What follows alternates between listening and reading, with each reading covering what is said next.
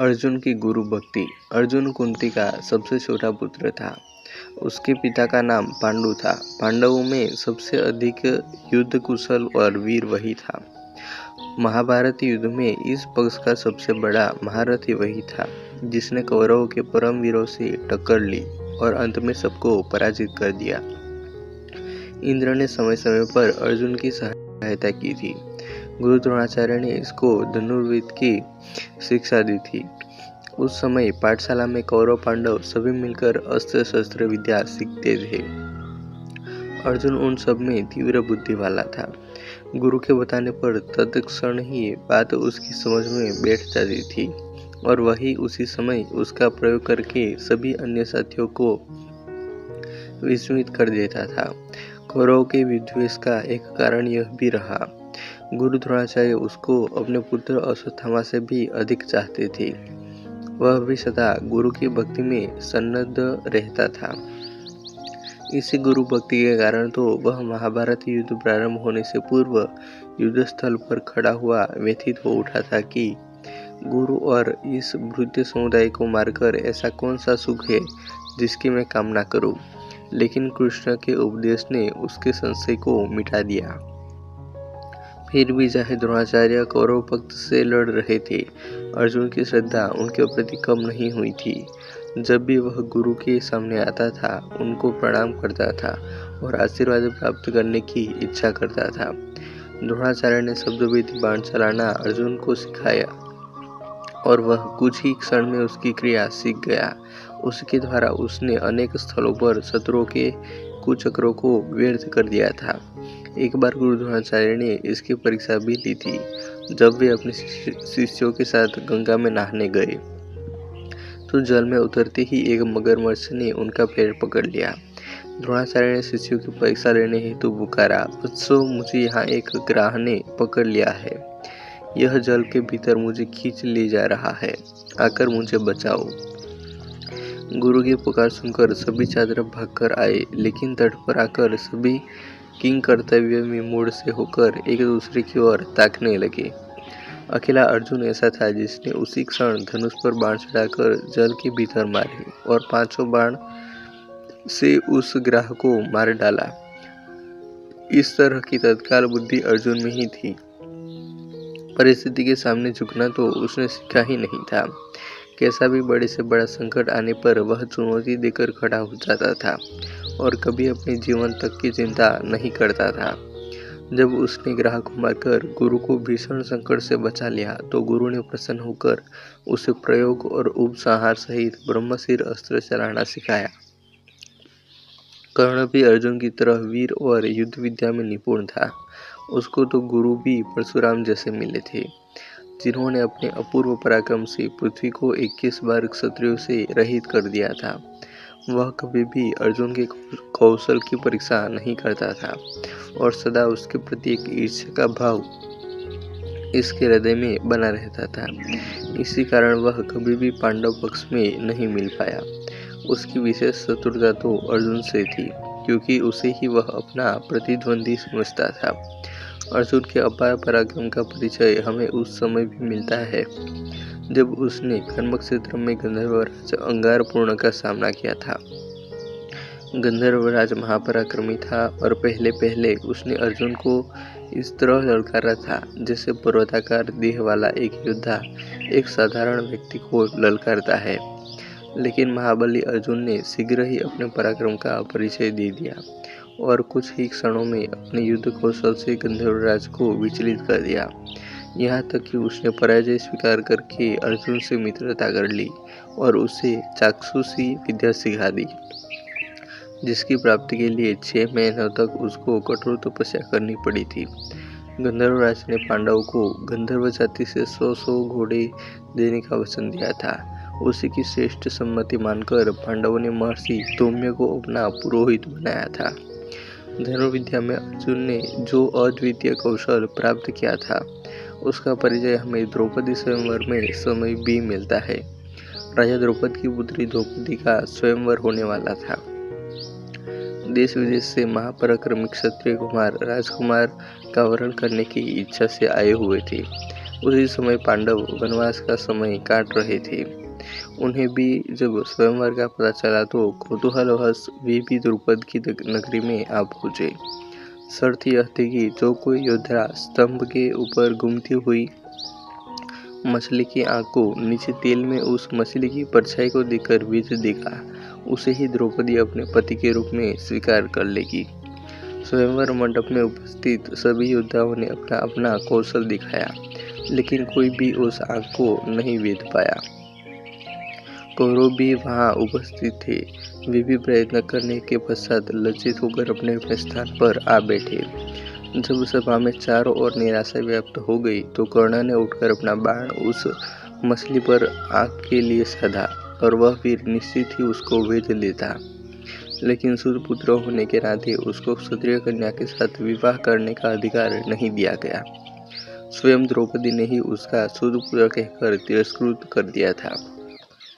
किसी को भी यह पता नहीं था कि यह कर्ण भी क्षत्रिय पुत्र है, क्योंकि सूत ने उसको पाल पोसकर बड़ा किया था, इसलिए यही तक का ज्ञान सबको था।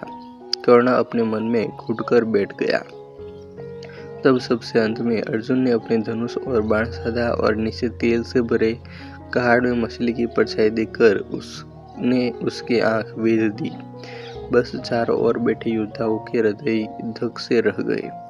द्रौपदी ने आकर उसके गले में वरमाला डाल दी। इस तरह अपने वनवास के समय भी अर्जुन के पराक्रम के कारण पांडव को द्रौपदी जैसी श्रेष्ठ पत्नी मिली, जो सदा पांडवों के लिए प्रेरक शक्ति बनी रही।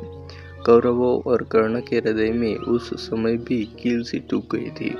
सभी क्षत्रियों ने इसका विरोध किया था और अपने अपने अस्त्र शस्त्र उठाकर सभी ने अर्जुन को ललकारा था कि हमारे होते हुए एक भिखमंगा द्रुपद की पुत्री को नहीं ले जा सकता। स्थिति काफी भयानक हो गई थी। वह अपने भाइयों और माता को अपनी जान से भी अधिक चाहता था। स्वार्थ तो उसे छू तक नहीं गया था।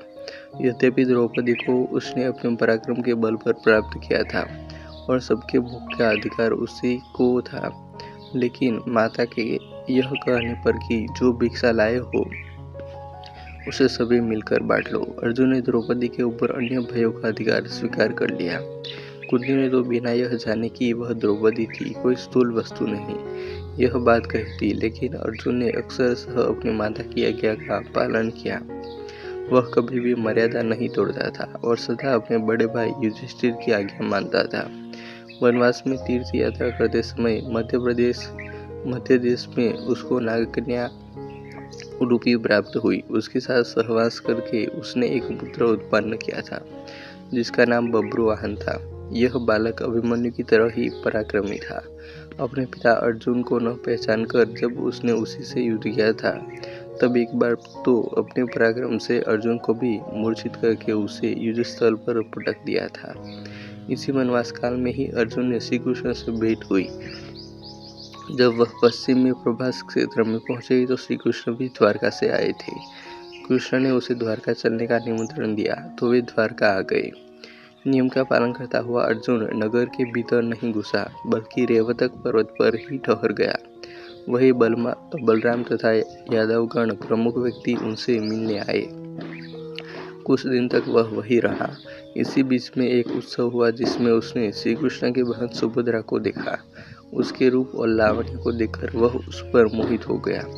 कृष्ण उसके हृदय के भाव को जान गए और सुभद्रा के लिए योग्य वर समझकर उन्होंने उसे सुभद्रा का हरण करने की सम्मति दी, क्योंकि कृष्ण यह परिभांति जानते थे कि बलराम तथा अन्य संबंधी सुभद्रा का विवाह अर्जुन के साथ नहीं करेंगे।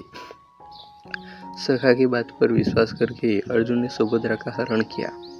सुभद्रा भी इस युद्ध को देखकर मुग्ध हो गई और पूर्ण संतोष के साथ उसकी पत्नी होकर चली गई। पीछे से बलराम तथा अन्य यादवों को बड़ा क्रोध आया, लेकिन कृष्ण ने सबको समझा दिया।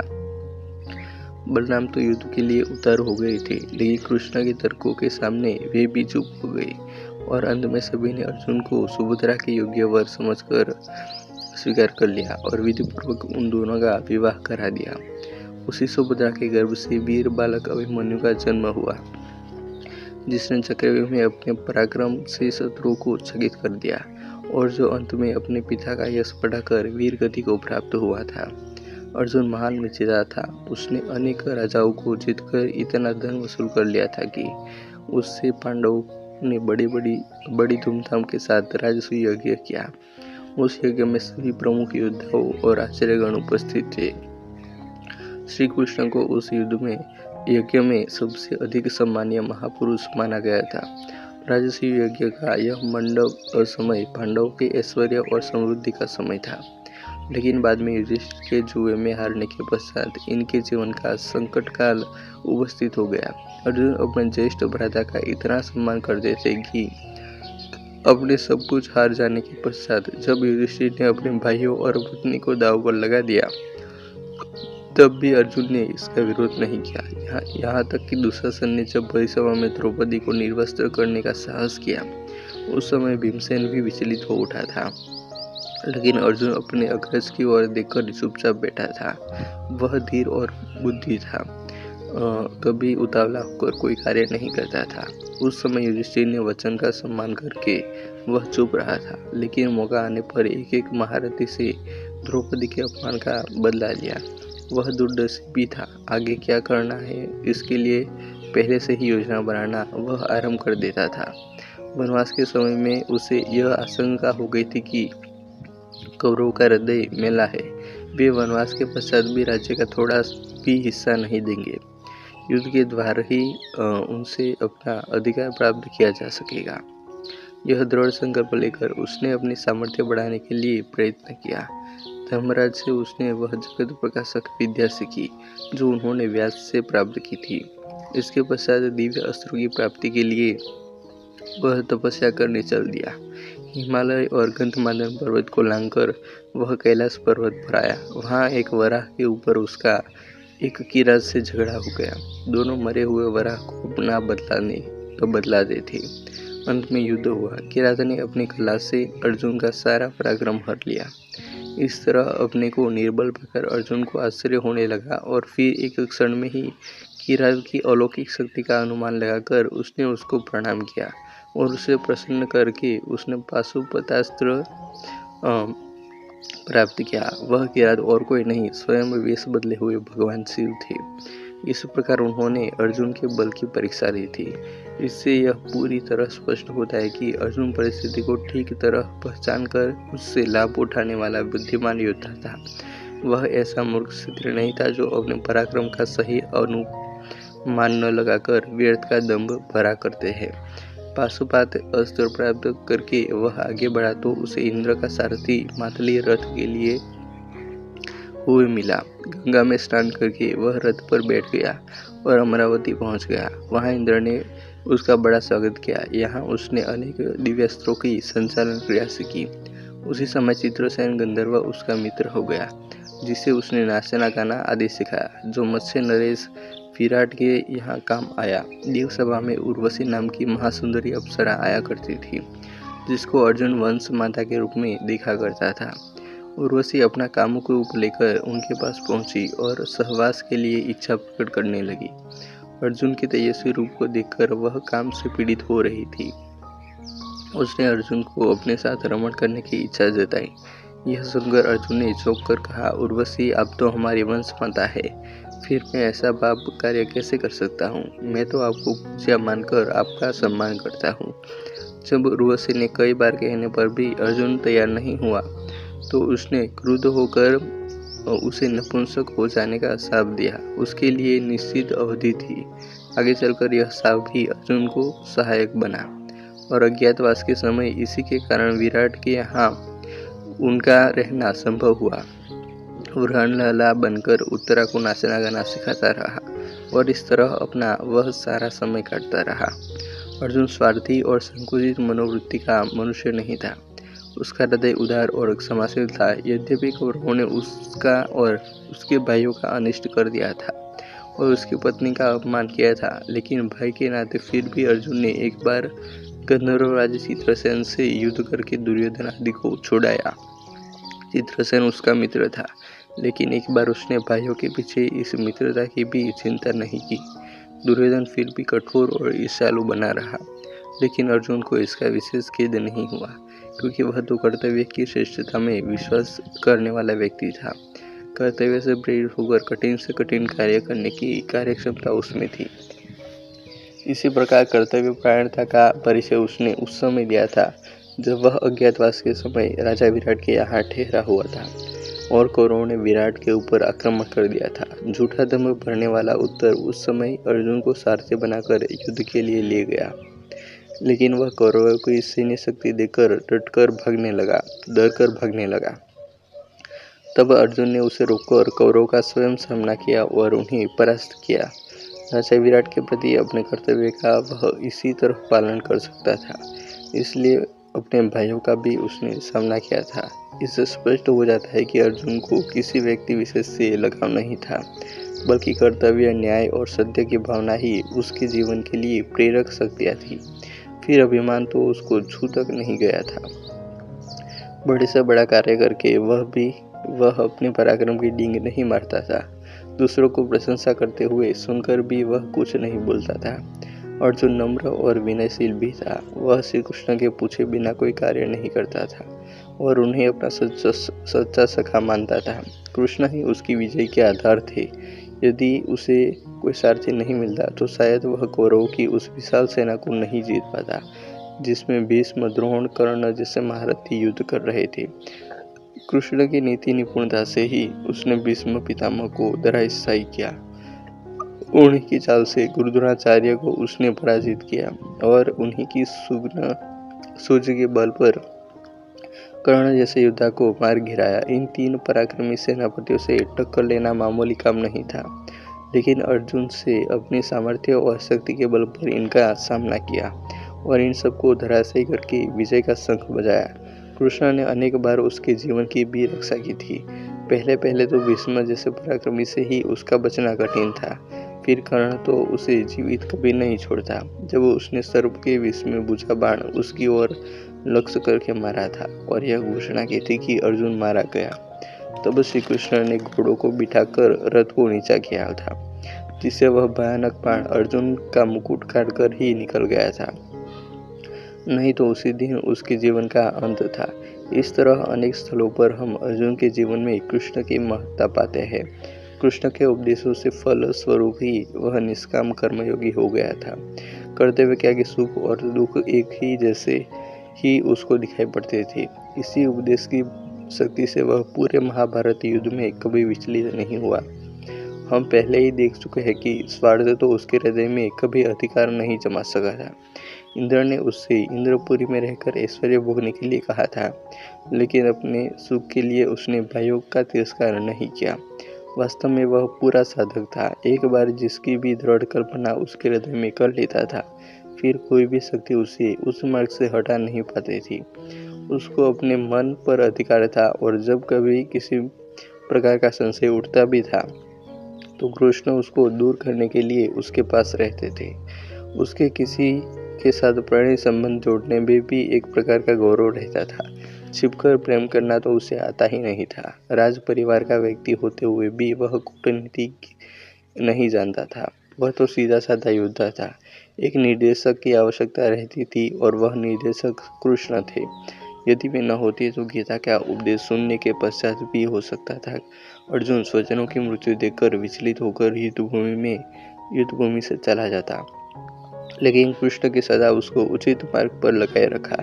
इस तरह भावुकता अर्जुन के चरित्र में एक शिथिलता के रूप में थी, लेकिन सरल हृदय व्यक्तियों में वह स्वाभाविक ही है। यदि अर्जुन और अन्य पांडव इतने सरल हृदय वाले नहीं होते तो दुष्ट दुर्योधन उनको इतने कष्ट न दे पाता।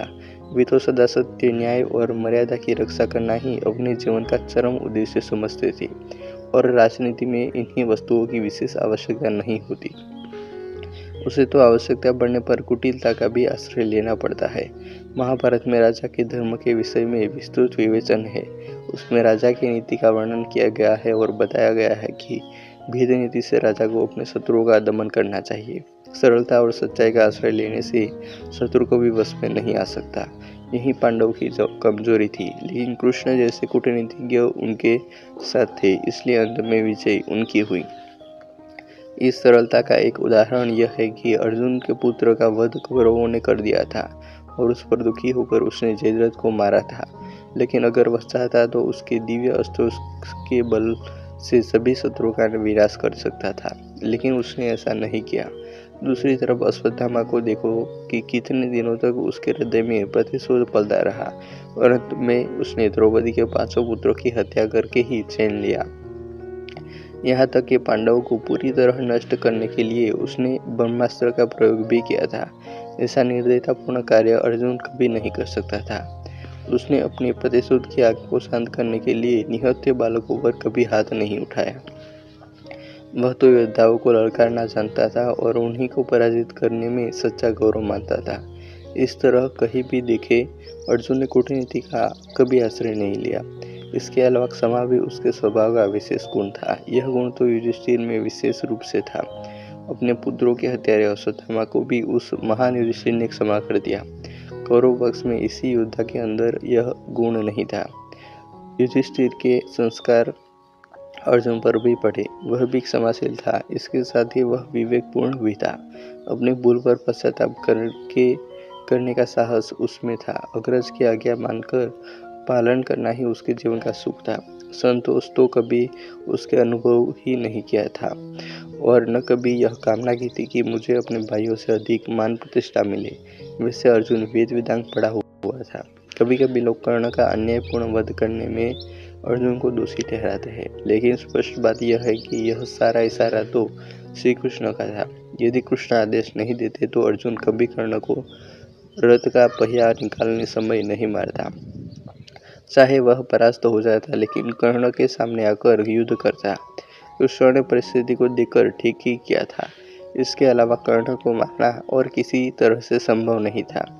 इसी प्रकार भीष्म पितामह की भी हत्या अन्याय से अर्जुन ने नहीं की थी। स्वयं भीष्म ने ही अपनी मृत्यु का उपाय उसे बता दिया था। फिर उसके लिए किसी प्रकार से छल के लिए स्थान ही नहीं था। इस विवरण में हमें यही पता चलता है कि अर्जुन एक अजय योद्धा था, लेकिन कृष्ण ही उसके एक ऐसे सारथी थे जिनकी सहायता से उसके सभी कार्य पूर्ण हो जाते थे। जब कृष्ण इस संसार को छोड़कर चले गए तो अर्जुन ने देखा कि उस गांडीव धनुष द्वारा अर्जुन कृष्ण की स्त्रियों की आभिरोध से रक्षा नहीं कर सका। वे लोग उन स्त्रियों को लूटकर ले गए और अर्जुन गांडीव की प्रत्यंचा नहीं खींच सका। वह वृद्ध और दुर्बल हो गया। उस समय उसका यह अहंकार भी टूट गया था कि वह एक अदम्य और अजय योद्धा है।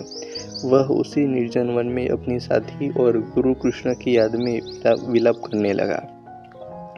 महाभारत युद्ध के 36 वर्ष पश्चात सभी पांडव हिमालय की ओर चले गए और वहीं गलकर इस संसार से सदा के लिए उठ गए। इस तरह महाभारत के इस परम योद्धा की जीवन यात्रा समाप्त हुई। कहानी अच्छी लगी हो तो ऐसे ही और कहानियों के लिए वीडियो को लाइक, कमेंट और शेयर कर दीजिएगा और चैनल को अभी तक सब्सक्राइब नहीं किया हो तो सब्सक्राइब कर लेना। मिलते हैं और एक वीडियो में। जय हिंद, वंदे मातरम।